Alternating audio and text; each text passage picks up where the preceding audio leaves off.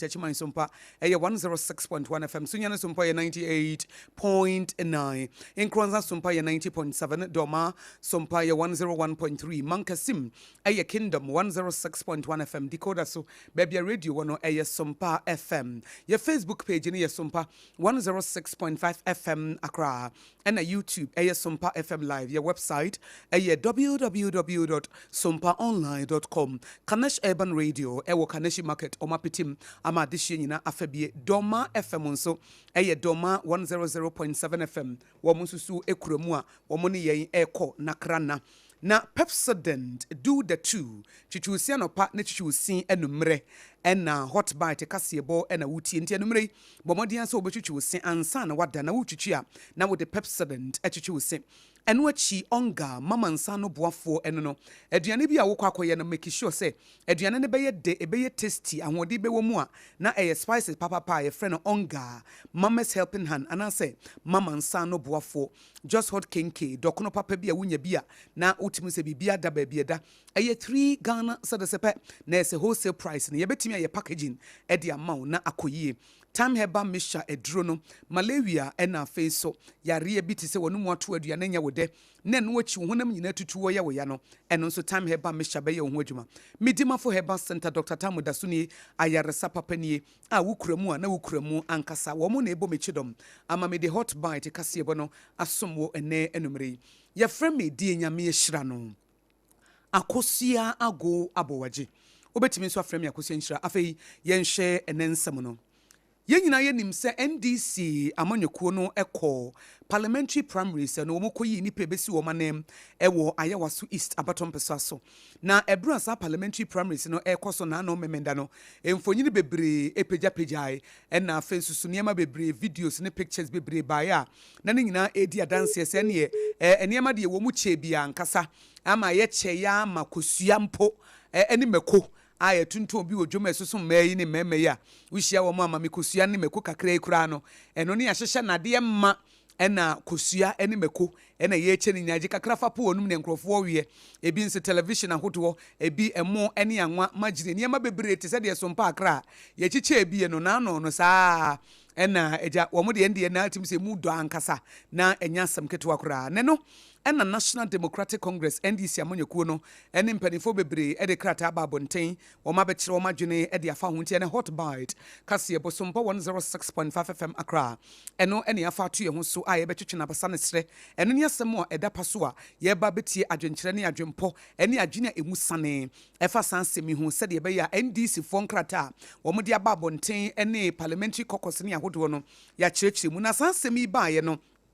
Enna majority caucus in parliament na say edom kase a ewo mrahye bedwam wo mo de krata ba abonti be kire mu say Ayawaso East no parliamentary primaries ne ensanto no foforo na wo mo tumire ekiresie wo mo se ne ma bi wo ma hu no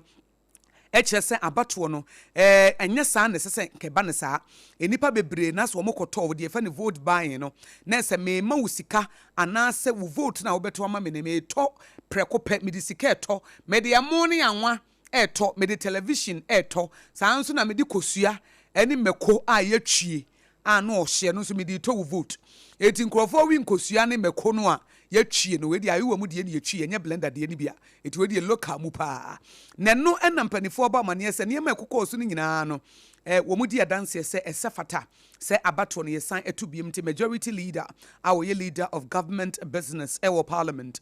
honorable Mahama Yaragam Rashebedwani one de nsa ehyanse na wo chimu so mo de adesrede to party nanim se Ayawaso East constituency no abato no nsunsuanso nyina ye ntwam yenim se honorable Baba Jama wono na ebepie mu se wodi nkonim eprekope nanso se de niamasi bobobae no ntino empanifo achemu se yetwamu a ebetimi aboa sansam no a memenda no a abato no to ye no a ekoso no a emfonyini videos ne pictures ahodo eba no ena NDC amanyekuo no nso wo monsa de krata ba bonten na krata wo de ba bonten no ene wo mu tumira kiresie se wo mahu se Ayawaso East primaries no a ekoso no wo mu condemn bribery bi ekoso keta hyehye pro ni jurumedie bi ekoso a ensem fatenti afa na party no ebeye investigations e de afa ho na asem no wo mo ba be pensem mu adomu suko ne ehunu kure wo mu se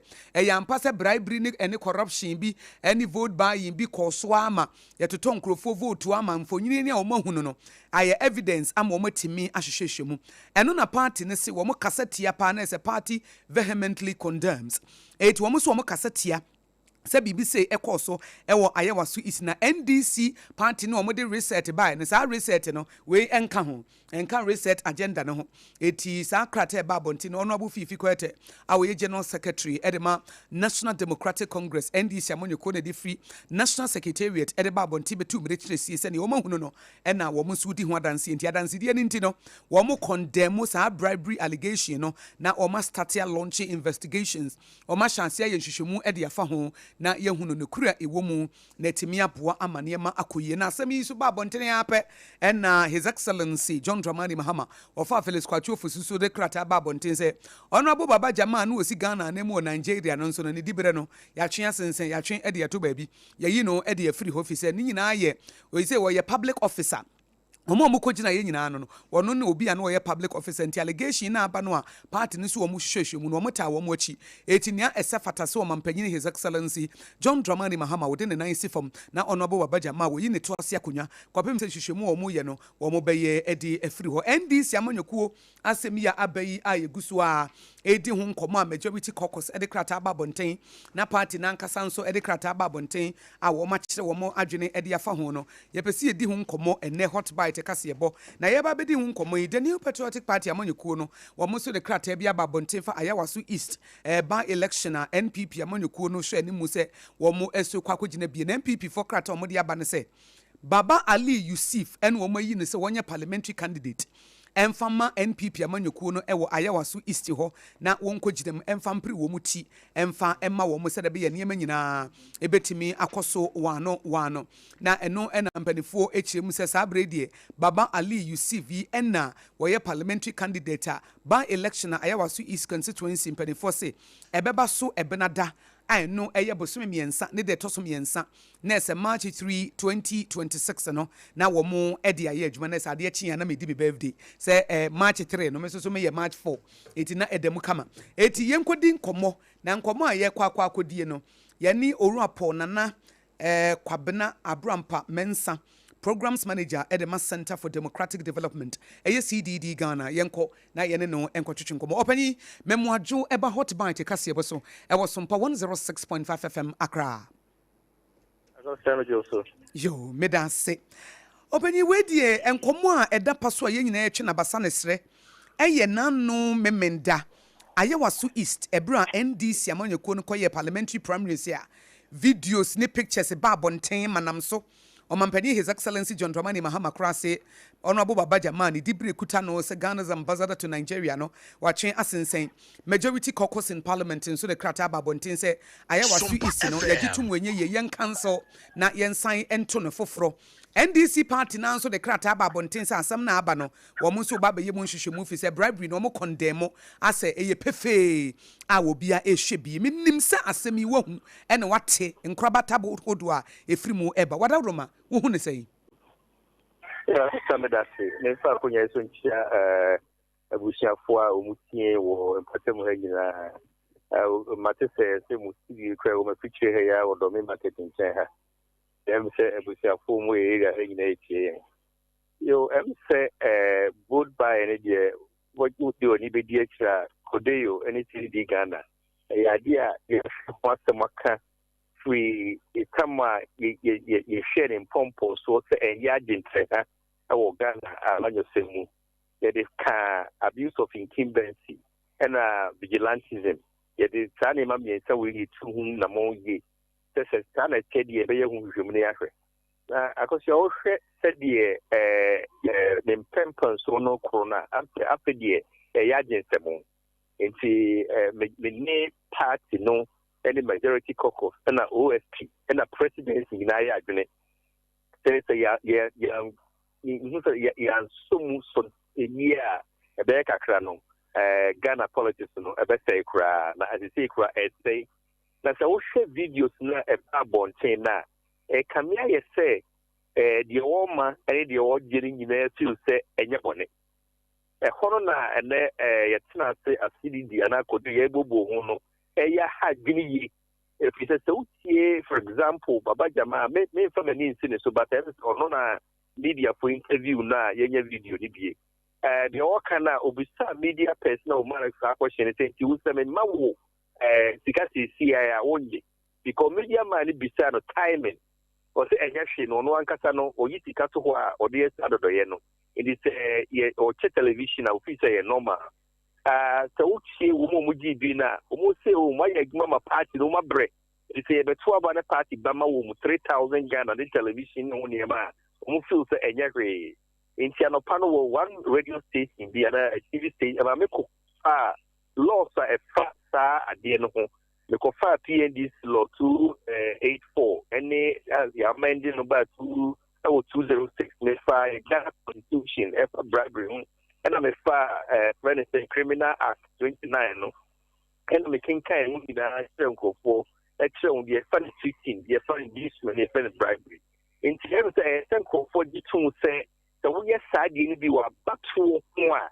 a battle one. It is said that what will be bribed no pepe. What would they man anywhere would you know? The whole is some investigation and money now punishment, you know. I will hope. Is your conscience, the missing account for here and a gentry,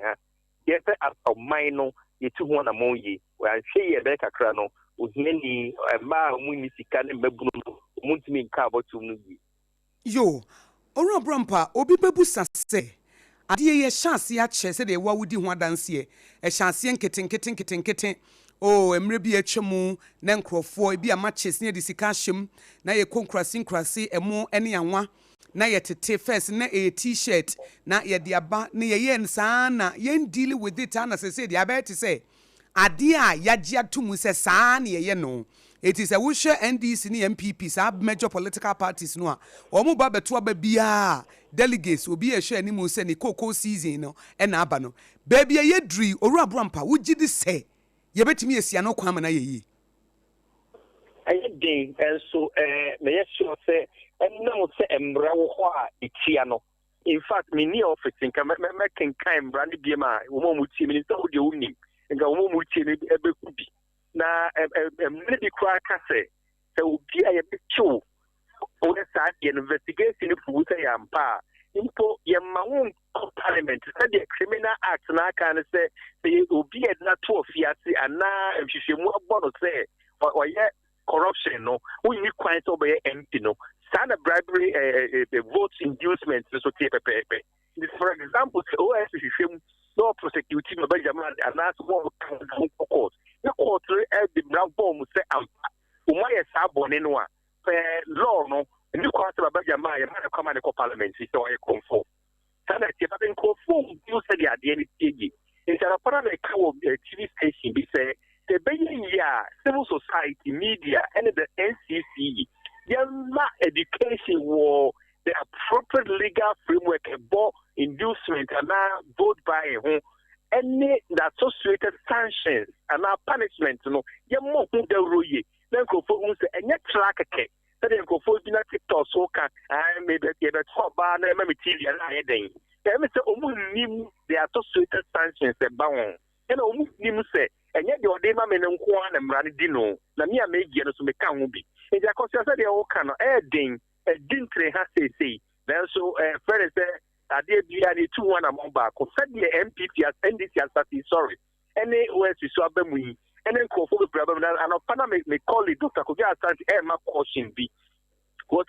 say it say no legal framework in your second view overka say Eastern region na confirmation of DCs no DCB office so chia ni ma nsanka and you know ka so kwa oje ni ma ode ma delegates ni nyina e ma OSP so and they go through court to see where any evidence in the attempt that so why conebra that thing say a legal framework so no see ye semokina na ye hu say be ye adwuma ama the science be ba immediately no e be to one among na de be bo no e de na fa bra so be deterrent to whatever now only say the cost of politics research here no the ocean narratives na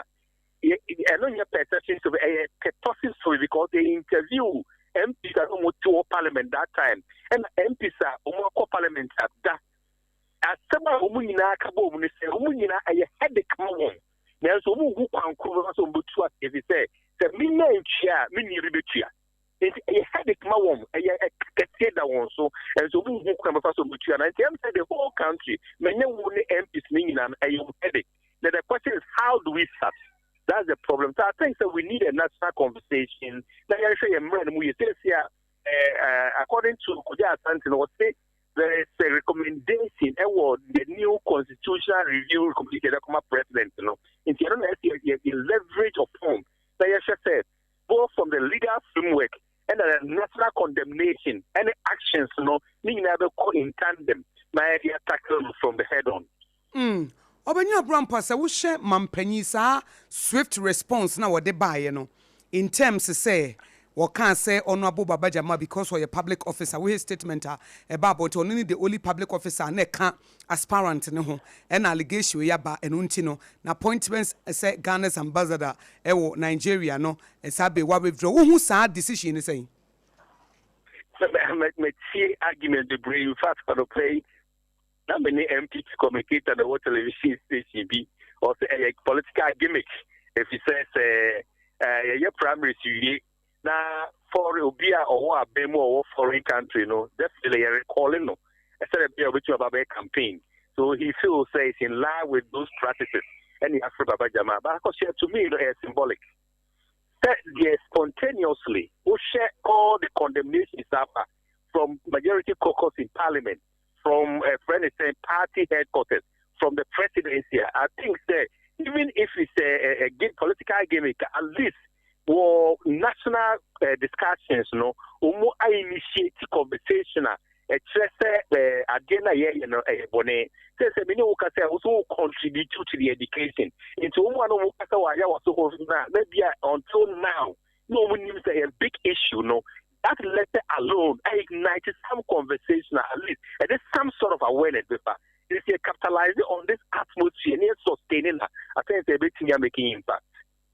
Openyansa na meja mo akọ no make a statement be a very profound pass political parties na nkasa no aye omo headache aye omo how kese pa if you say at the end of the day ne say wo kra wo ye wadwen say wuntua obi ebetua obi befa chire akwakotua eti amanipa bebre na wogidie say ade ne de it has come to stay if you say wo no political parties ni nyina kra agree a obi be na dwen so obe ye nhwehwe animu na wono de wakwa akonya obefa wakwa akotua na so omobefa ase atua ne nkakra wo bre obi a enhu ye kampo nkrofo wo hotels ahodo ye krosasa nkrofo fie ebi mu ye de ayi kọ ne amo omo aburu nua ansa ne de sika na hye wo nsa eti ebi mu se baabi aba beduru ne de aka ho e wo mu se etia wo man ne mra de enti ye hu hia enye ye omo sa agidie no wono omo ya adwen se ye hu hia enye ye I say me no mu nya adwen if you say na my colleague back who said now only former MPD plane, but not a year ready. It's no multiple or no good incomo. No, so on a matisa won't cover you or say mania near the person of your constituency. I said not those who move too much into near Pedium Fagnet. I'm far crying a umbra or say a use by MP. The bay after the they are much a cab doing him. It's one year, they were both whom what they found some for a move. So you cannot carry but a common for any money, man. So, it was soon papa. One here, Sanya man, a carabado in the mouse walk away to avoid those things, men could be cry. And do the elko for the pack. Some of whom constituents, MP follow the pack. But and now, Sagan no Honda, mutual suspicion and mutual mistrust. The men, Chairminia Betia. A better than a young MP, both sides within the inter-party contest they see and the intra-party contest they see Ebano. A better than a Chia Kabum, a decision is that there's a resolution. Party strike and say, with the party baby, and I chose what you have bribe, no, the man ran on anybody. And the inter-party, a charge to say, yeah, contest, me MP and DCP, young could can be a sack, they try, not for Galamsey offenses, no. You have a special elections court, and maybe a TB, no. That court also iron a strict. I deal with it. Yes, Katasani, in the sea, and in Sydney, somewhere, because this is a catchy. There is a hat or more much, but the problem is the man here, no win here now. million China. I don't know a problem. And yet, also, Saka Ultima India. A headache, Mawamasha. Mate. Openyi sompa kase bobe dance ye nanumre se woni atwetwe nkomo hot bite so da chibi yenti bibia se ebesa bo ka chene ne wakasa ye dance pi openyi yo etiefo ye ni oruapo nana kwabena abrampa mensa wo ye programs manager Emma Center for Democratic Development CDD Ghana ene ne atwetwe nkomo a wo chim se political parties no kura candidate bebre kro mabre obi se we dey tired ye tua na ade no so e hyase t-shirt ne ba mo ne anwa ena na no nso so apagya ko television tie be kakra ne ti se wusifie e ma delegate bia na sa wotoka e kan ofise corruption ne de e hyase nketenkete na enyini na e konkan e ti se wo mo ankasa anya ho adwuma be kakra ne se skani ubotom pa de a ene wuntimi nkogina Ghana bato se yento abama e fi se wuni kapre wudi da ma wo mo sika wo mo ewo botom na so mo botom abomma no wo mo nko an be ba we kyese nipa no sa bi osu abon so eti bonkoso se woni mo hwe no ono ene ye be fa no se wo mra fi se sika wo butum esu na adwuma no wonte ase no abaye ne prekesen no ma no ejina fa akofi se ye manfo no kakra e bedi ne ne ena ehia ye ene ye daachi enti eno no ya dwendwene ba beda oman no so sabre ya both party nyina no wo mo bre e wo ho na asema abayi a ye di ho nkomoyi NPP amanyoko no so de krata ba bonten se ayewaso East by elections wo mayi obi a wo kwakọ gire mu di am wo mo ne din de Baba Ali Yusuf ono na ye omo parliamentary candidate enti the New Patriotic Party amanyoko no wo mo abamane akire mu se de wo manya parliamentary candidate a wo kwakọ gina ede aboa na wo mo aye adwumaso ene adwumaden ma menkwa ho ma no so me wi ana mababa kire sansem no mo ede afa ho enti Menya Orua Richard Kumado, our year fraud consultant and a security analyst. Meneno Enkasa. Openi Memoajo Eba Sompaka Sieboso. Pacho, we are fraud prevention expert and security consultant. Me Pacho you. Okay, the way police here. Oh, Babachi, Pacha Mate, Auntie, a security consultant. Prevention expert. We are fraud prevention expert and fraud prevention expert, okay, and a security consultant. Okay, medase pa. You. Thank you. Thank you too. Where the nano memenda ena NDC amonyoko na yewaso East. Wamokwaye parliamentary primaries na a statement bebre about the kind His Excellency John Dramani Mahama wajina so withdraw Honorable Baba Jama the position as Ghana's ambassador to Nigeria. NDC amonyoko no de krata aba bonten so mo investigate is bribery ni pictures ni videos na woman hono. Majority caucus in parliament so the krata aba bonten say yen nullify elections and yen sign ento no foforo if said woman hu yen enmonyam nim. Minim se wa observe any near money development aba sign ena hu ayewaso East NDC parliamentary primaries ekoso na no memenda no. Okay, if you started free presidency, time or decided about the contest, the president and mistake the breeze. So at that point, they have withdrawn him as an ambassador. Having said that, the appropriate thing for the presidency to do said they will withdraw him as an ambassador because they cannot serve the two positions.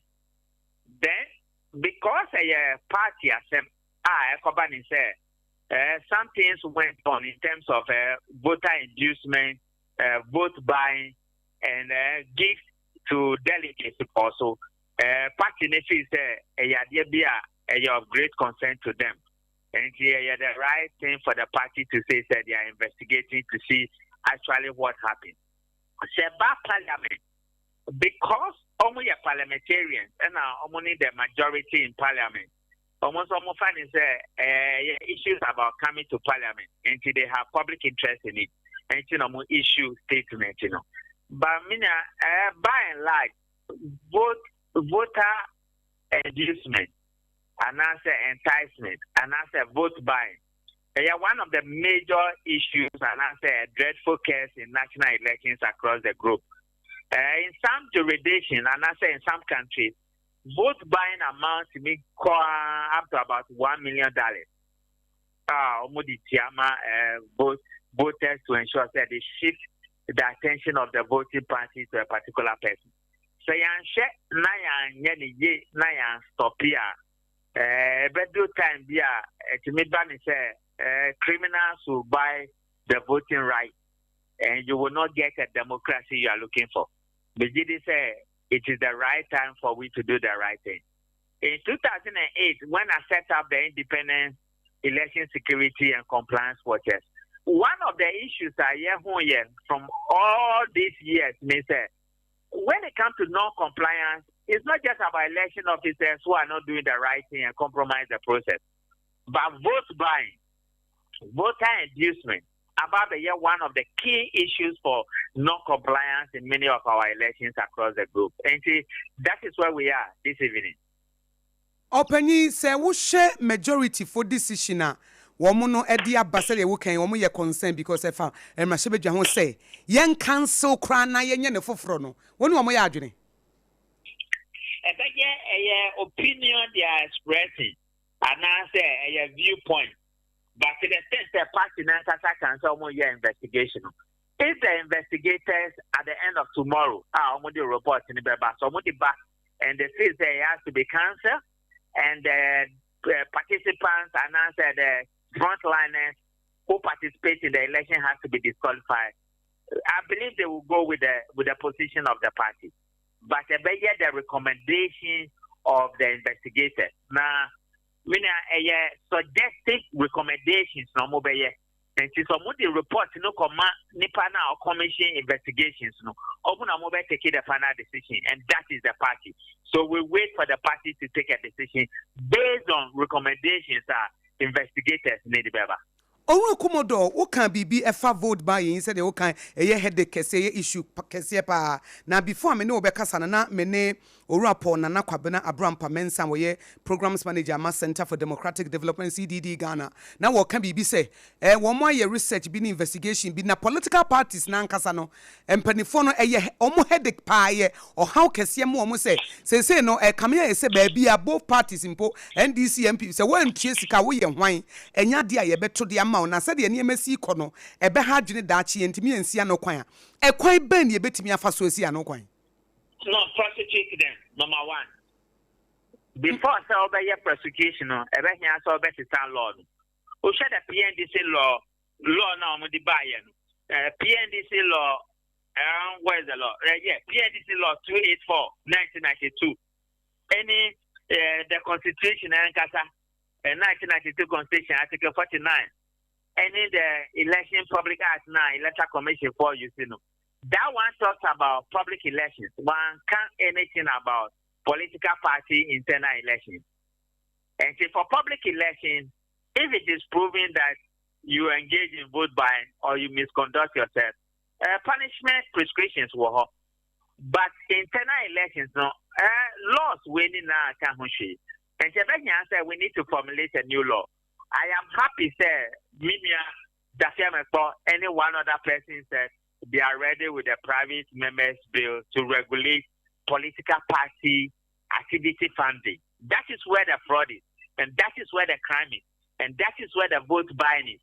Mikai Pa said before 2024 election, some of us within this particular space will wage a campaign about political party activity funding, because that is where you have parties coming to power and they sign all manner of criminal contracts because certain people have funded elections and political party activities. And today, we share many of the cases that are being prosecuted, from national service to buffer stock to many of the issues coming from Ministry of Finance.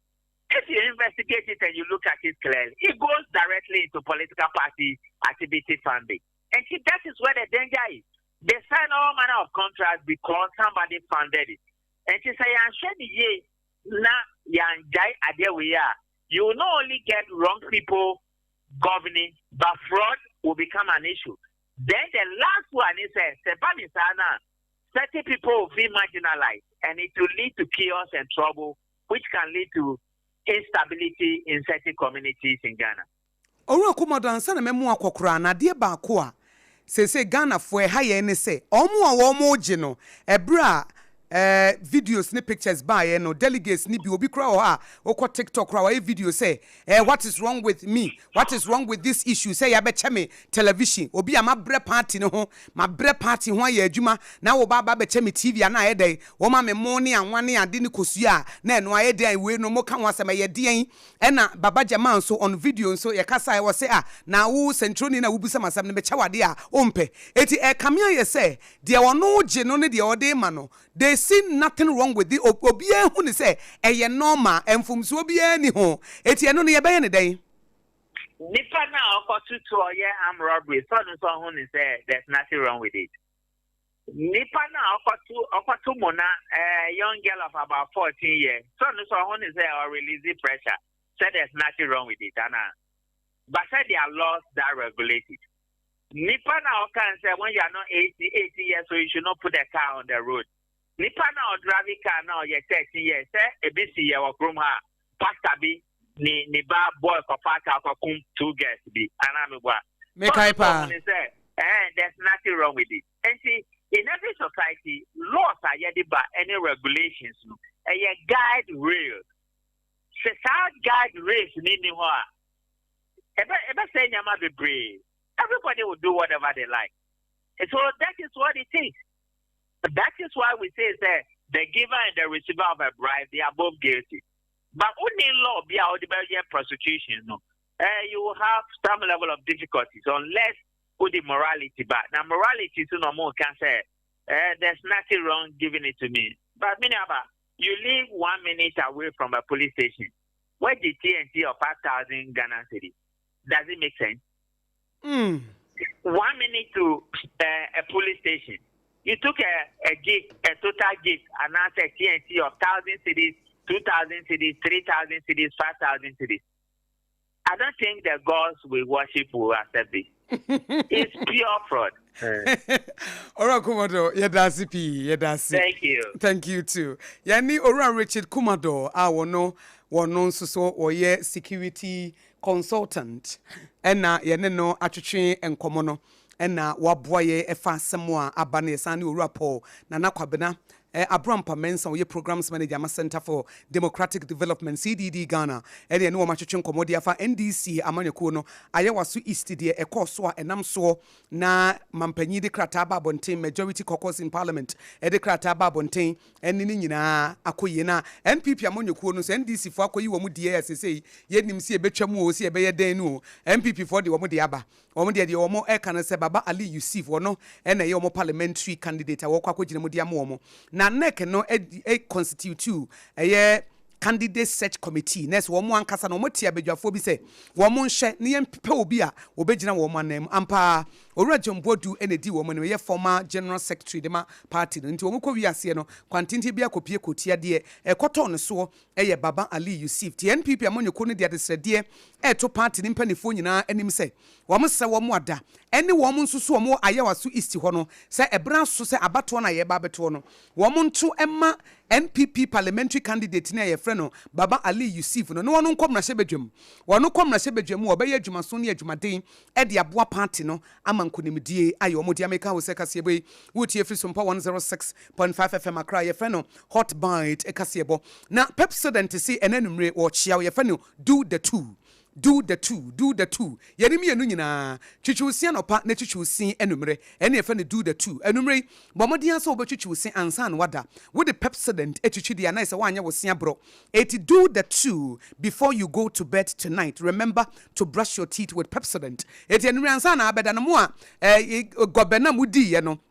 na se gabins no eni benku eni diehuo benku ni tilapia wadi awie na se wokwa akoda mo awewe garlic ni ade no yesrem a monfa Pepsodent entwitwi mo se na de Pepsodent twitwi mo se dia obi a enim se eno an obi a penti do the two before you go to bed bomodian so betwitwi osi anopa ne enumenti enumrei a wotie SOMPA kase ebo ne hyade nso se wo de Pepsodent ebetwitwi wo se ye ko ye nimo no na memo aso ate biem se onga mama nsa no boafo eno ene de baba be ye aduane wonam kwanso wo kofie ebra wotie SOMPA kase ebo ye wode na mom hyade nso se enye spices bia keke spices a ekoyie eye onga mama nsa no boafo na onga say mama's helping hand no ye wo onga 3 mix wo ginger garlic any onion e wo ho ene wo onga stew wo ho ne wo onga chicken so wo ho ena onga classic it is wo kitchen no enumere yi wo kunu wo yere wo ma aduane be ye da na eye onga wo betimi afa classic no eye kama pa na wo de season ne kama onga chicken no so bia chicken wings bi ne akokon kwan bi na wo ye anase bia wo ye Ghana jollof papa bi na Nigeria jollof we ye Ghana jollof enye Nigerian jollof Ghana de no original jollof no ankasa no ekoyie papa na ese wo de onga no na wode aye ne kama sanso ena esesa wo hye ne nso biem se Medimafo Herbal Center Dr. Tam da so woto nsa frɛ se brɛ na yare ma nipa ye mobɔ wonfa time ento wo yare no so wo fa baabi na adwudwo sisi yare wo kotodwe anasa diabetes prostate in men ne nyina wo ye ho adwuma hypertension kidney ne nyina kama nti se hypertension e wo ho se diabetes o ne nyina no Medimafo Herbal Center Dr. Tam da so se yare bi aye krankra wa bagye akonya tena so bra ne ntu ne se banche typhoid malaria ne nyina wo ye ho adwuma na wo ebu akwa agogo enna waba bebo ne nsesen won kran ha se obi ase poku ase mayira edem na se Medimafo Herbal Center eno no wonyame ne yaresafo ne nso nyame wo fa nipa mu na ye adwuma asase we so de Medimafo Herbal Center eno wo fa ne mu aye adwuma nti Dr. Tam da so Dr. Dijamfi wo se frɛ no 0244774282 0244774282 and 0500727215 0500727215 TBM 0500727215 Shannon so Medimafo Herbal Center ekoyie eniema ye kama pa ye de ayaresa papa ena ye de ama wo ye de ye adwuma ama eniema nyina agina ye meka wo say so mpaka se bo aye fe ne hot bite ena wugu so awutie ewo SOMPA 106.5 FM Accra any affiliate stations ahodo ye de kan afa asemeda paso tutu na basa ne sre eye ayawaso east no ebra NDC parliamentary elections so a sabre party na chance ye eye mu hwehwemu na edom kese wo ma hye bedwam eso aba amane se ye ntwam ne ento no foforo no ye de aka nyina nso eto amoso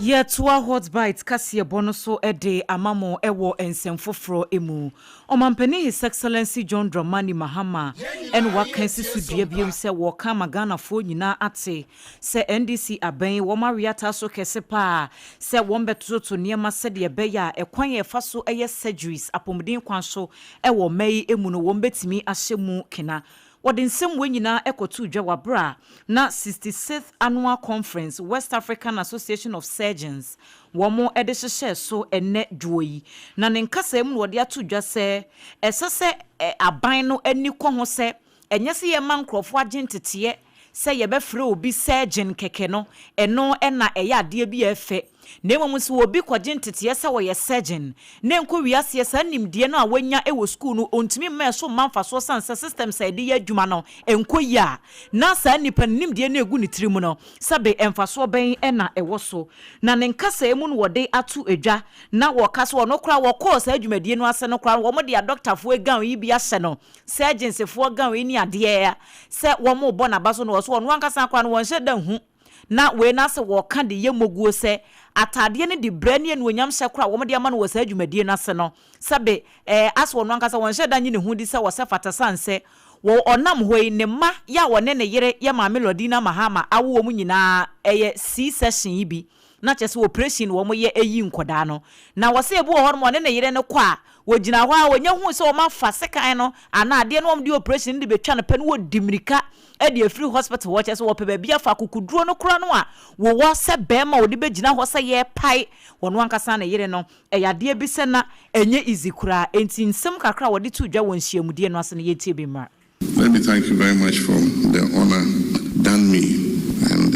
I wonder if I actually deserve to be a fellow of surgeons. There's this tradition where increasingly when your wife is giving birth, you are invited to attend on the birth. It just happened that my wife, for all our children, had to go through cesarean sections. As soon as the surgeon takes the knife and starts cutting her stomach, I ran out of the operating theater. So I wonder whether I really deserve this gown I'm wearing. Na chese Ghana mampeni His Excellency John Dramani Mahama nensemo odi kotudwa ewo 66th annual conference West African Association of Surgeons for the share so ene ediyeko TV.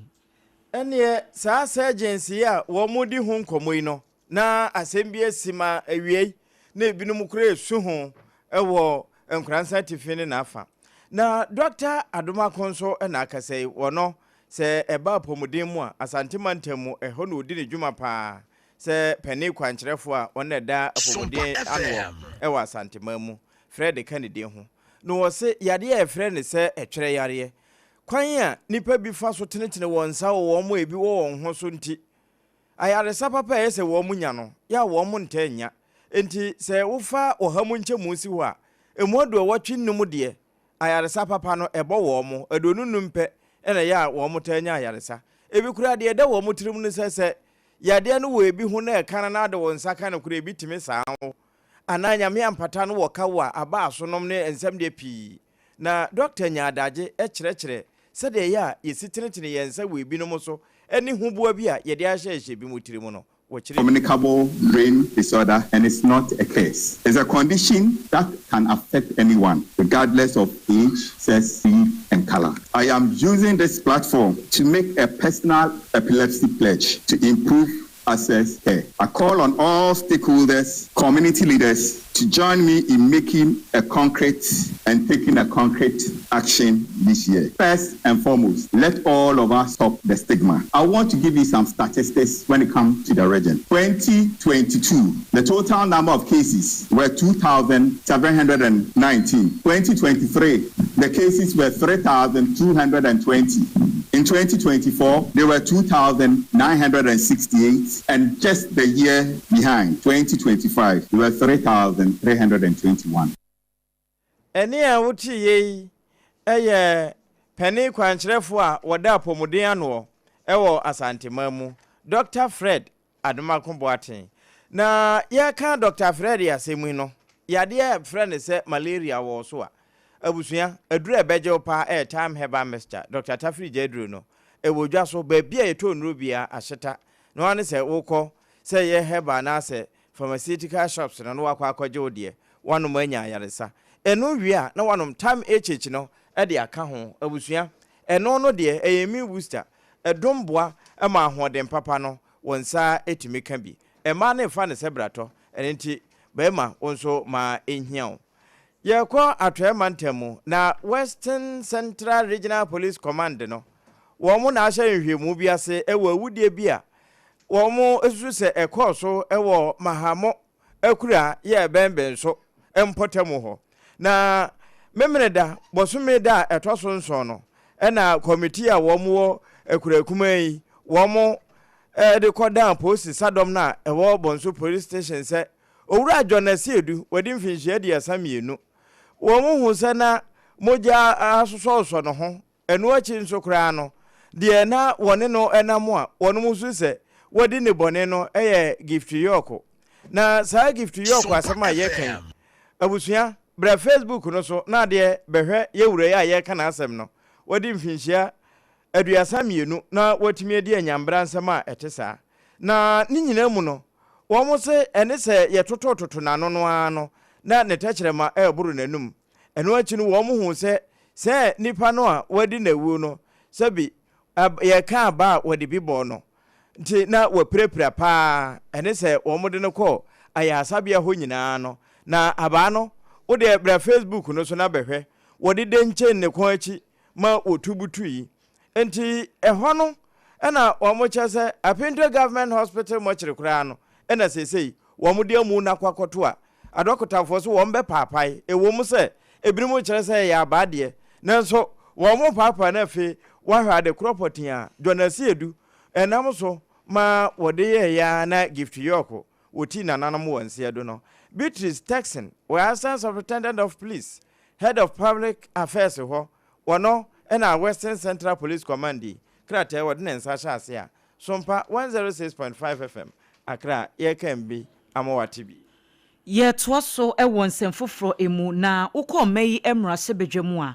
Asantemantemu emrasebedwafo a ewo ho no mu nyinaa wo mo afrensem trofo enhyiemu enne wo mo asem a wo mo kanyina ne se wo mo nti ase ni nti a aban sikasem wo mpeso obetutu niye se ye ka empuntunwoma ho asem na project baako a na womani ewo ho kese swame interchange no na ye kirem se project yi kura ye hyase abepem ne da so da ho no mo a womu nwieye na womu nim se sa project we nso yade bi ebetimi aboa amada bia sade asantemantam so amene ne mpotem e wa aboa peso na asen ye bi nko na bia ba chese congestion ne de yade se edoso ye panti na nko mo hwe nim se sa project yi womu timi wie ne ntem ebeboa ama ho kire ya omanfo efo mahyenkafo ne wo mkekeka ho adwadifo nyina no obia asum atimi adwono na nensentwofo nhia mu no mrashe bedwani ya wogina mu edemo omanfo wo bantama abaton peso so kane na woye soafo ye ohya kwan ene akwantempon ensem so no nyamfo Francis Asenso Boache wono na furu simpia no wode ensem no etu dwan wo se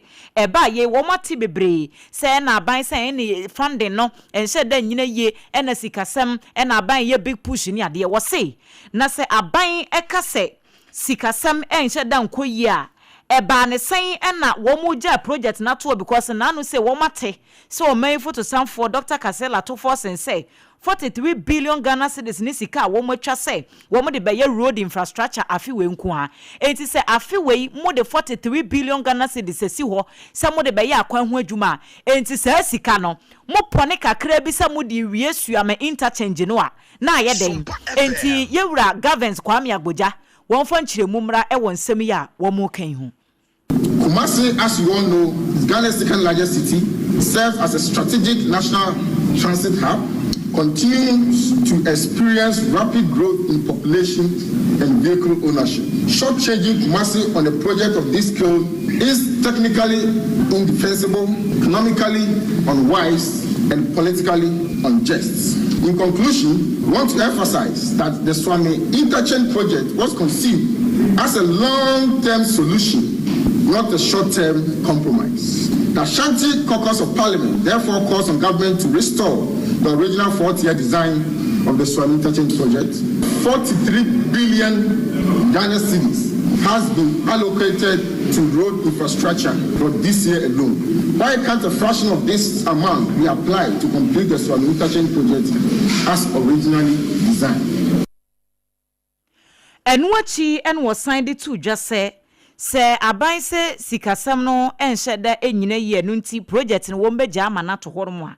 se aban se woni sika enkra Kumasi dualization yi wo mo eye se won beye enye newu se de beye akwanhia hodo yi a esi e wo sa akwan ni nyina so no won betimi ahye no wo mo ate so ntie ne ehyen no ne nyina ekokumasi a ehyen ni nyina anim kire Kumasi wo mo free Kumasi bankran so obi anso anim kire nkran se de beye a ebetimi aboa na road crashes no yate so na wose sa project ne so wo mo agya to ye nkonkote a abai so wo ba beye expressway ne no de wo mu esika wo mo de be fande. If government claims that it doesn't have money, then why has government abandoned a 64 complete Accra Kumasi dualization highway project only to pursue a greenfield three-way expressway at significantly higher cost and risks when it bemoans funding challenges? We see a pattern of discontinuity. These decisions raise a troubling question. Is this government deliberately prioritizing it under the MPP administration in favor of projects it can label at its own? Abusia ene ya yekoti esesie no eye banta mamra sebedwani kane na wo yesoafo ye ohya kwan ene akwantempon ensem nyamfo Francis Asenso Boache yamani boni na opon chicheku ene di we bai na wode yewura Asenso Boache bai onabo na opon chicheku amana nso ho wobopini soafa wo hwe akwan na akwantempon ho nsenso esanse wono mo ka cheno no wo che ne wura na ade bema no ena wokobusa ne se asemi se de yewura Asenso Boache wo si bobɔ soe eno kura se Swami Interchange no babia wo mo yafa dodo ananka wo mo de kɔ no ente so bia bam ena wo bɛche se de wo kasa wo mate so abam yenu no nya sa na te miensa mo na wo mate de aba na nsu ni nyina no ye babia ekwa wie ene ring road no so ebesi mu no eno nti na ama na basa This afternoon, our attention has been drawn to a statement issued by the former minister, Honorable Asenso Boakye. In our view, roads are not political tools. Fortunately, roads are not virtual. When you build them, people see them. He raised an issue about Swami Interchange project, reducing a 4-tier solution to a 2-tier. Compromise is a disservice to Kumasi and Ghana. Our options to the northern part of the country were limited, and the need to bring all connecting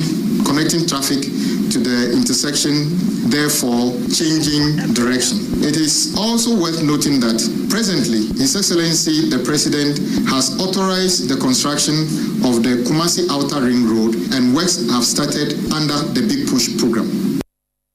Yewra governance Kwame Abojano no won na yeso afo a wo hwe akwan ne akwantempo ho nsam so won na te se de Yewra Sanso Boakye so amra se badwani boss wo no wo yi ano se nya se bia tie dodo no na wo mo atie e de abatu wo kirekirim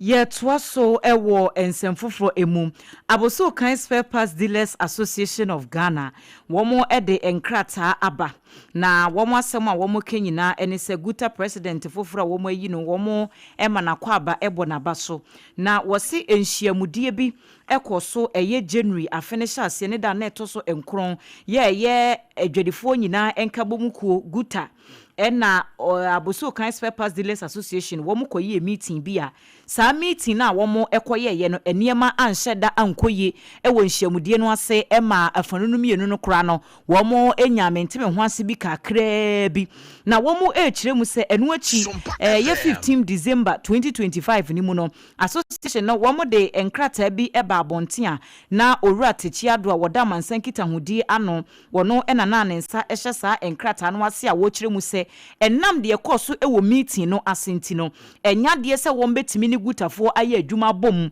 ama no ayeye ena onim se guta ya ye ka ho asem ye enya de ebetimi aka guta ho asem a aboso kan spare parts dealers for womo emam sanse adwuma na womo eye no adekoro no a na womo ekire mu ese efiri sa abre no abesi ene enhyiamudie bebre ena womo akwakototo niam se ade bi edi kan akoso wo meeting na edi kan no ase ye bia wo bia ntene ho ase a wokoka bibi etia obi no obia ento menteme ho ase na ento ntwene baabi na womo nyina mfa enkabom enya adwuma sede beya adwadie ho nsem ebetimi akonkan ewo oman mu enti womo kire mu ese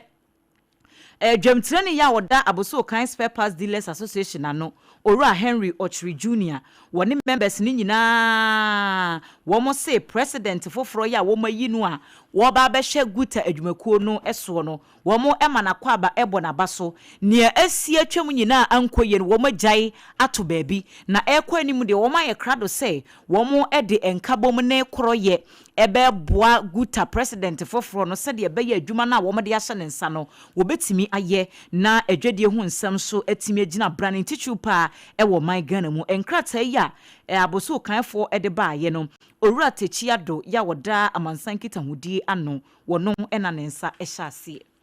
abusua se onsanya nka time heba Mr. Nebia ka ho wura ba bia eto nuru na gibi esanse malaria duro tatahwe pa ene no na ye ka ne se no honam ya waduro tatahwe wonu mu ato a wuntimi ne di no de ese wononom ene no eno ache abusua ye ka o se time heba Mr. no so eno ebistimu no ama watimi apem akowanim 0244 417 669 eno eya homa uba woso na fe wonso one womo akasa na fe wotu nyado wase ye to akase no so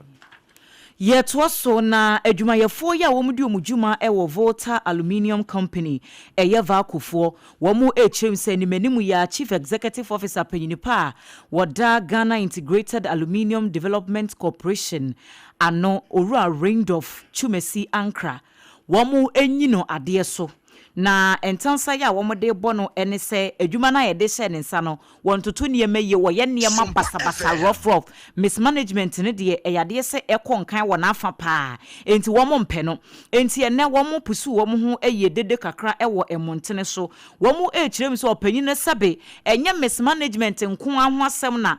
eye womo yawu womo se panyin no waye ne ho se wo ka wo bi nka bi na panyin na ye de wato company ano de woye den ka se wonje adwenkyerɛ ɛwɔ wadwumayɛfoɔ hɔ ɛbɛyɛ den ɛna adwuma no akɔ so ɛno akyi wɔn kyerɛ sɛ wɔyɛ incompetent wɔn na ɛka na ɛno nti ɛna wɔn ayɛ saa yɛkyerɛ no sɛ local union yɛ a wɔyɛ adwamtirani ɛma saa ekuo no owura Samuel Watchman Agyeman wɔno ɛna gyina adwumayɛfoɔ no nyinaa anan mu ɛde nsɛm ahodoɔ bi ɛto dwa sɛ wɔn ɛhwɛ anim san sɛ December no de ɛtɔ so edu nwɔtwe wɔn de ka kyerɛ nkrataa ɛkɔ mpanyinfoɔ hɔ sɛ ɔpanyin no wɔn mpɛ no ɛnso nkrataa na nkwa nkosi aga ɛnu nti na nɛ wɔn yɛ demonstration sɛ owura Raindorf Twumasi ankradeɛ wɔn mpɛ no sɛ panyin pa a wɔba bɛda adwumakuo na no yɛntie no.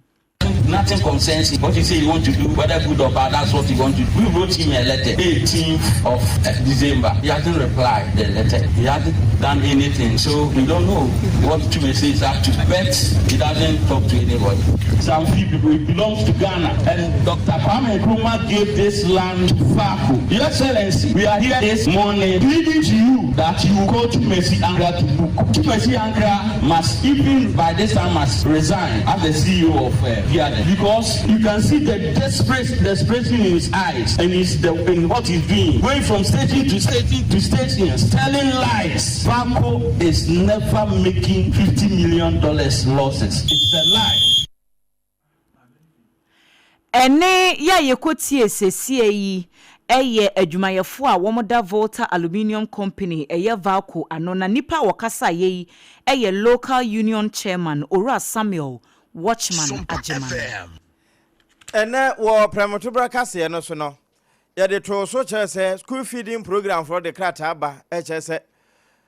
ene fo mako aduoso nan ɛho sika wo mo de ba ama wo mo a anu anuane no anya bi so kura asa so wo mo ho ase ne biu. Na eno kyerɛ sɛ wo mo guso no anuane. Ne num na enkran ha. Ye wura meyo ya wo ne da enkran Accra Metropolitan Assembly Amanuano Honorable Michael Papo Alote ene wonya adaje pa ne na assembly no boanan eto a wo mo a enu anuane mankoda na die no kokohwe se die mpanimfo sika wo mo de ama akonhoma wo mo abo no eso aduane na wo mo ya mankoda no se de wo mo ka se hot meal no wo benya de ye hot anase wo mo je ye ne code de ama wo na mpada wonante ye na wie no wo bo caterers na baso pa wo ko miamia baby to say Reverend Thomas Clegg Basic School ho woko ho Matthias of Uganda RC Basic School ho nso woko ho saa na woko Ministry of Health Basic School any PV Wadate Lamte JHS ho ayalelo 8 JHS ho nyina woko na yewura lote wo wie ye no one nsantrofo bekasai abaso boni binie. Your Excellency John Dramani Mahama is making sure the school feeding payment is going over. So we are the supervisors of all the school feeding. So I decided this morning that I'll go around to check a surprise visit. If I told them I'm coming, maybe what they feed their kids will be different. So this is a surprise visit for me to just walk in and see that once they are collecting the pay, are they giving them the same food that we expect them to give them. I've gone around a couple of places and it's a place that I went, I even tasted some of the food. It has polo beef, it has cow meat, some of them have sausage and vegetables. So I've tried some of the food, very good. So I think I asked the kids whether they are enjoying it. They said yes. So we thank the caterers that they are doing a good job. And we thank Your Excellency John Dramani Mahama that he has changed the school feed, how it's being run. And so everybody, the traders are happy, the children are happy, and the parents are also happy. And okay, SOMPA ne nyina yetie no. We ayankramayo bra wo kokosra. School feeding program caterers no. Na wo hwe Facebook no so aduane ani akono wo chese eyi na wo mo wi ana miyem hyehye me no sausage eno kura na ebi keka ho eno chese wo mo yese de yese wo mo yo no na uba apoema ntam a de wo free sampotem ho na wo wa bankasie mu a wo kampanimfo a wo tu mempanimfo Council of State Mame Evelyn wadi ni mfinhia aduosia na mfinhia aduosia no wonya adaje kɔbɔ ho adwa wone apoema ntam mu titru ankrokofo duafo ene kokodi na ɛhɔ no wɔ se wankasa ti ho yeyi bɔne ene wiase nyina apakɛse ni nti obi afa ne phone no wɔ data no wɔ so no wɔ metie SOMPA ntie nsɛmpapa no no wɔ yeso wɔbɛkɔ akɔfefa ɛpa no so a wɔne wɔba ho so no wɔ makɔ kansa mbi kura ma no so no wapa no wɔ keka bi na woboya kwabo se owura Kevin Taylor de netina pa no so edo sa no a se woka ho bi na akwa apuema ntamu a wo 24 hour economy market wo mu nsi aso won na ebroko na wo se no kure bi anim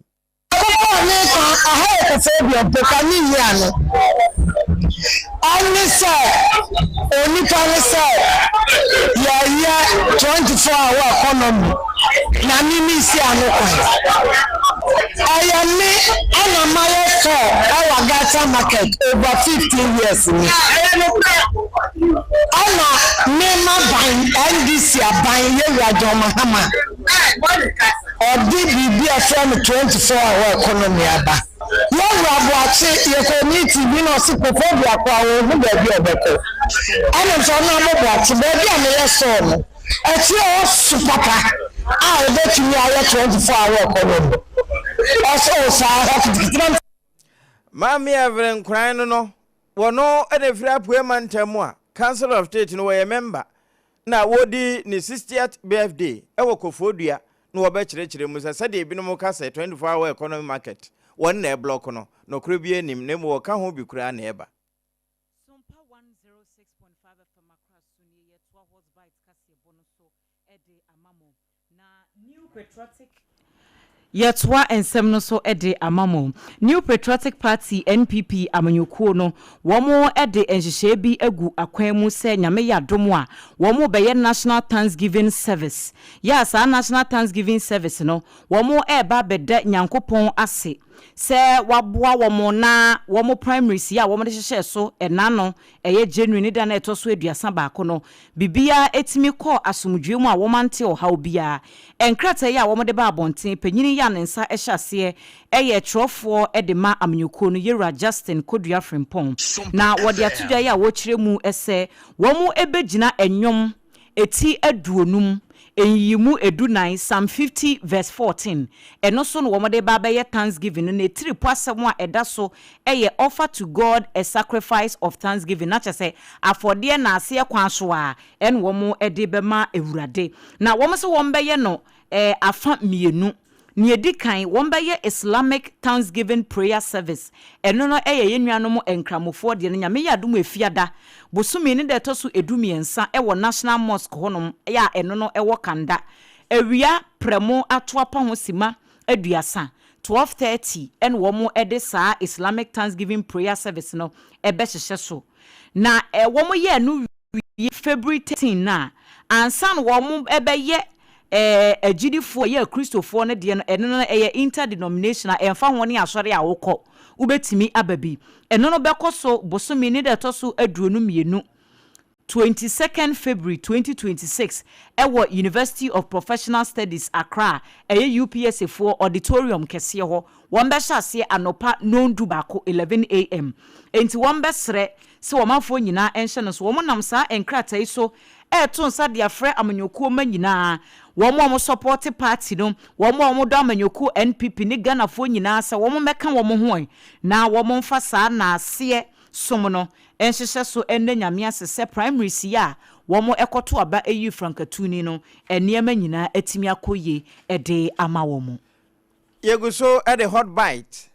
no nsia bre mo free no num mpamu a ede kro kase yebo no ena esom na abusua ehyehyehye te say just hot kinky no kan ye ho so na ye be nsem no ede ama wanwumre eno na ya bone 3 Ghana cedis pe nenso ubetimi atunu bebre de akwa ayefro ana ayi ase adwabo bia asore nhyiamu empo wo mo eton dokono no ubetimi akokenkan na fe wa ba beton de mfaso asa agu botom Commercial Bank na chipe ewon kran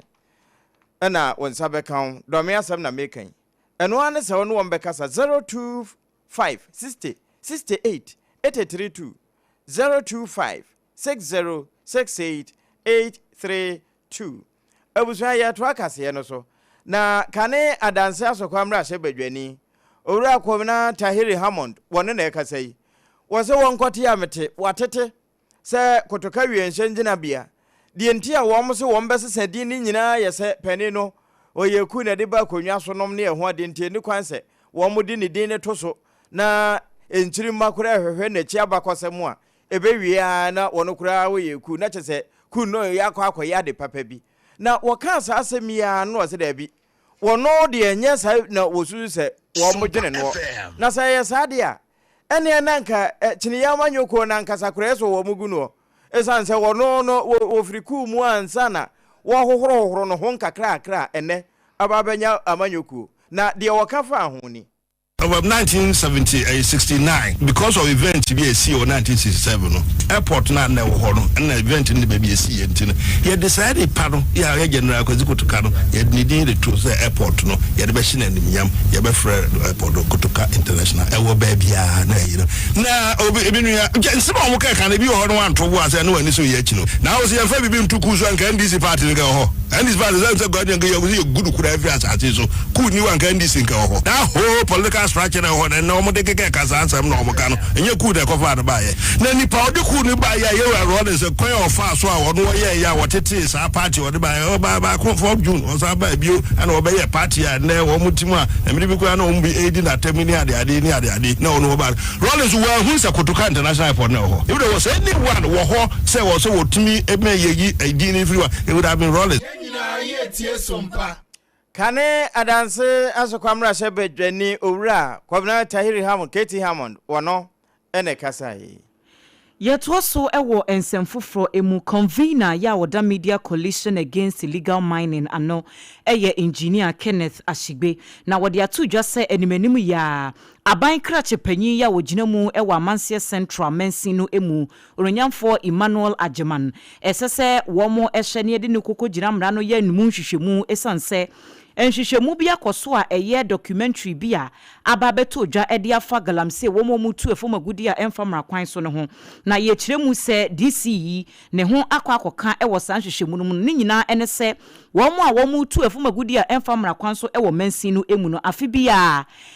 yade se assembly no agigi sika edu free womo enchen se de be ya wombetimi ayusu chamfa machines na womo de ye adwuma no wombetimi ayusu nti anya bi kura afi bi ade womo de ne akire be 6000 Ghana cedis Emma Mensini assembly no a DC yankasa enim hu bi na womo kire mu se hwehwemu no beto abontene no ono abo kura ya sesi a yentimi hu se ono abo no ye de beka ne din hu ye kire mu so ono ankasa age atum se niam bi wo hono mu ankrata semu ankoye ewo sa allegations no a ye de etu ne tri eso no enti owura Kenneth Ashigbe se we no de enya de bi esese aban betena ho abaye dabi enimenum ya wo mo nkochi owura no na wo mo hyase enye hwehwemu ewo sansem no enye ono nko anaka bi lawyer Martin Kpebu edinano atum ena afa mrahye bedwane a wogina mu ede ma omanfo ewo so ame abato empeso aso owura John Dakun wo mo nyina akasa se de ekone de esese DC no wo mo ye investigation se de beya obi nso ti baabi na wo dwene se wode ne tumi bi ekura no ebe manipa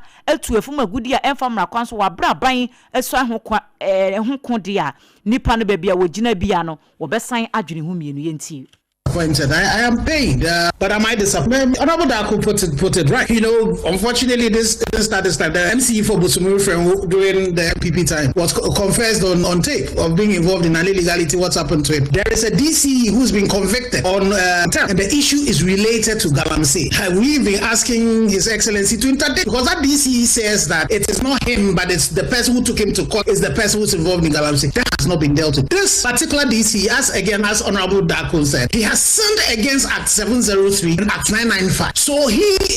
what should be happening now is that he should be arrested and prosecuted. And it's not only him. The MCE or DCE for Dunko, he also gives stickers. He sells stickers to excavator owners. Ask him whether those excavator owners, whether all of those excavators are whether those excavators are only involved in illegal mining and whether he's dealing with that.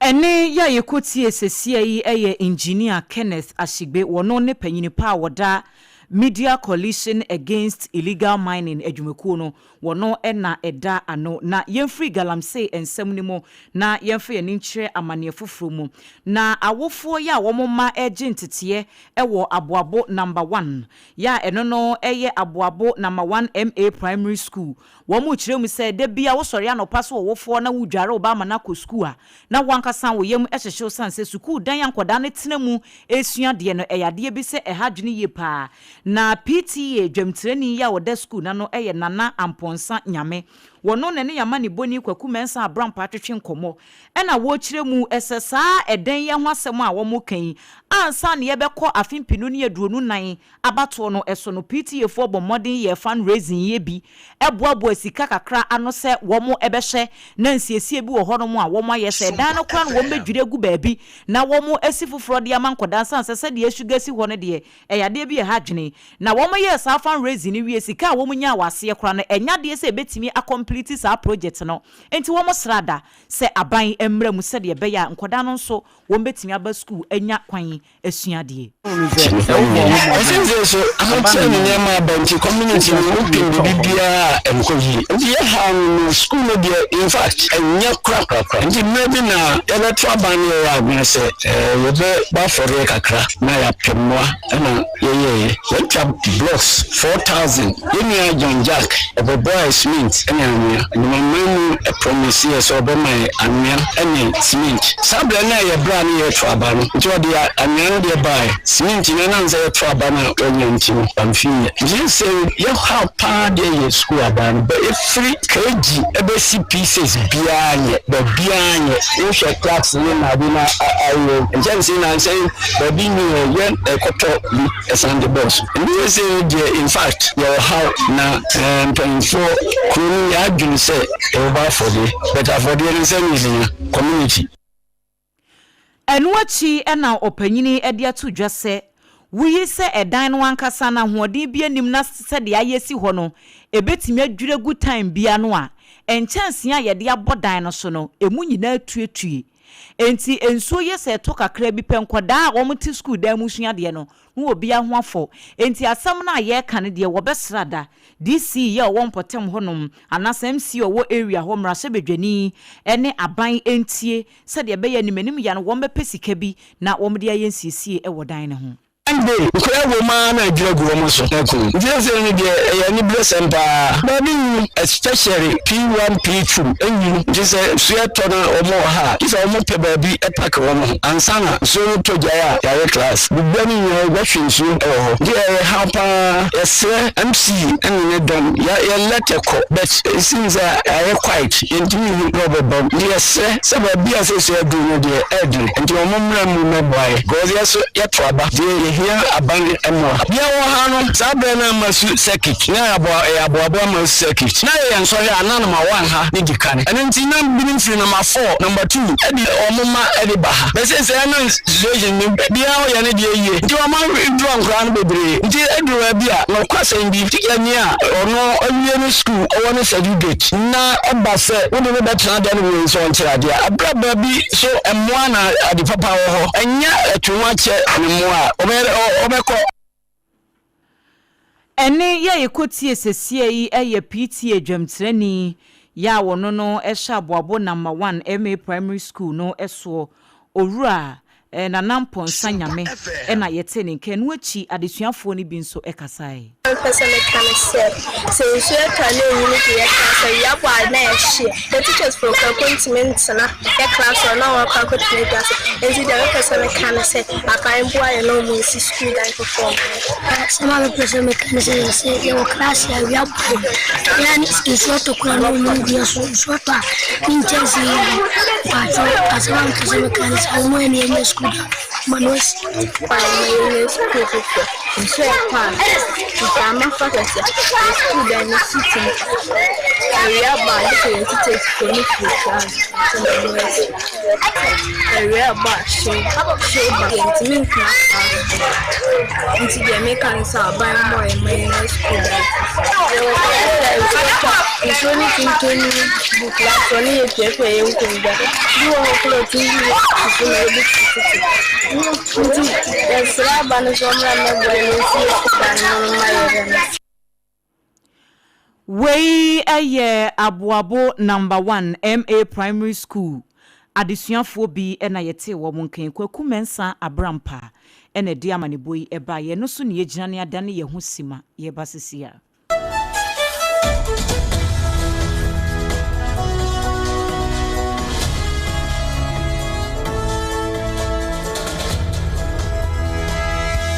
Midimafo, Pokwase Nyira Accra, Midimafo, Pokwase Nyira Accra, Midimafo Heba Clinic Accra. And you won't hear passengers a gumika imu, a Hana do one aircraft. Hey, and this Accra and put away at the moon. And yet the Muampa, the said, Educam Atlantic International University, America Memu, about Dr. Dujanfi Babasu, honorary degree as a professor in biology in herbal medicine. It is said here, I am more. Oh, Mr. Minim wife, your copa war, 1 year, 1 city. Need send me 2 months and 8 years. Miss me connection and shut down Koye, na Esakakra. She say what Peggy Mama, what young Bem connection. What about the crowd? Stroke so dear, what found small. Chessa, I did you who any dear Siano. Yari Bia Tatia, ever Dr. Tamdaso and so. Diabetes, hepatitis B, prostate, hypertension, malaria. Yari Bia. Kumasi say, oh, opposite government school. No. And then Krahanso, Obe PM, our Pokuase, Myra Kwanoso. For a doctor, 0244 774 282. Number 0500 727215. Midimba for Herbal Clinic. Woodima for Newa.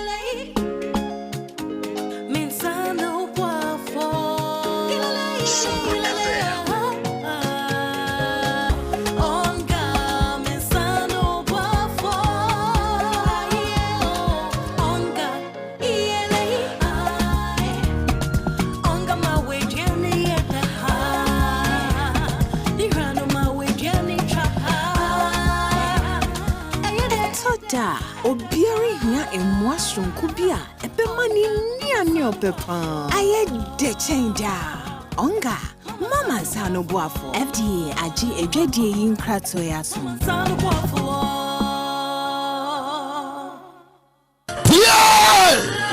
she was say get a Pepsodent charcoal toothpaste.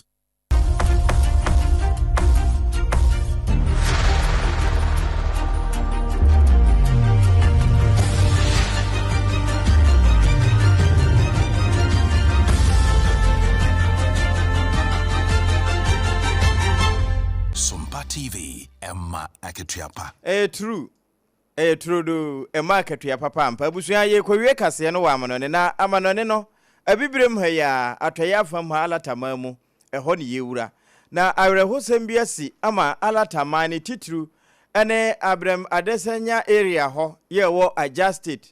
wo mo ani abre papa pa sese ya posifo ani abra wo mo aso asenum ehwese enhwemu mapa ebetimi atodwa Abamuai watonyompa Matthew Ogundele enidin enti ukọ media no so a segun praise ni yedefre no na watonyom ya asode nyom enti dwumadie de say your birthday programs ahodo ase nyina woba ebetototo na no na gospel nyontuni ba konso wodi birthday na wo sheda hye eho na ase esom bese nansa enti wo mko gina mu a kobobo bia Olaleriti Akimbola wono ase na meken won na hyehyɛ saa dwumadie no meka sai post sadoma wono mo wo Eja Divisional Police Command wo maso ne panchi enam so ama de wokasa de ma wo mo Abimbola Adibisi e de atoso se saa nansa birthday na Akimbola hyehyɛ no na anyontofo nyina ekɔ ho na ase baabia ɛhɔ won ne wo mo efie na emutwe nti wo mu wie no wo mo ntimi ansa anko ti recording studio wo ho ana ja wo mo to nwom no wo ho ana ase wo mo da ho na ene saade akye ye koe no na nipa nan wo mu nyina ati nanan mo wonse do ene na nhwemu che se jama ye aduane a wo mu di ye no so ene nam so a wo mu nyina ati nanan wonse do safoi eye itunu Ogundele ena Joseph Sanya ene baako a wo ye blogger Matthew awosanya ya Just TV wono media no so wo so sabre wo mugusu ye nhwehwemu hu ne na machire nanso de besi bia no ye bema yatiefo asoate eno so ne yegina na enanwumre no nsia be mu kasa ebo efiri no num mpai mu ye de so mo se hot bite no de Pepsodent ese yetu ni nyina no pa ne anwumre Just hot kenke hyehyehye wo de kan ye ho a time heba Mr. Dr. Tafri Jedro no ene ne wo de eso ye mu na Dr. Time da so Medimafo Herbal Center wo de time to kasa ebo no so mane ye de wasom onganti no ye de wusie anwumre wakenkamfo no ye triple A mine mene Adwoa Asare wudi kan ete Ye mami AKOSUA ago aboaje so enka yadamu nyina se amamumu eniti sabre ya yesore so akwedie na chese third service Prophet Mango Day en wo ba betina se no de dia kanso atoa muso